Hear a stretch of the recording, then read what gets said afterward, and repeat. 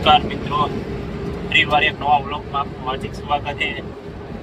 આજે આપણે ગાડી 10 જણથી લઈને દાહોદ જઈએ છીએ. દાહોદનું ભાડું મળ્યું છે ટ્રોલી મેકવા ટ્રેક્ટરની. પાછળ જોઈ શકો છો ટ્રેક્ટરની ટ્રોલી છે. આપણે અત્યારે વડોદરા પહોંચવા આવ્યા છીએ.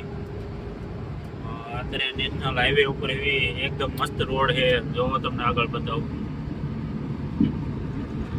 રસ્તો છે 640. બહુ મસ્ત ગાડી હાલે છે. ટ્રોલીનું ટોચન ગાડી કરાવી મેકવા જાય છે. નજારો જુઓ, આ ચોખા વાવેલા ચોખા અને બ્રિજ જોરદાર. ટ્રેક્ટરની ટ્રોલી પાછળ મસ્ત નજારો હોય.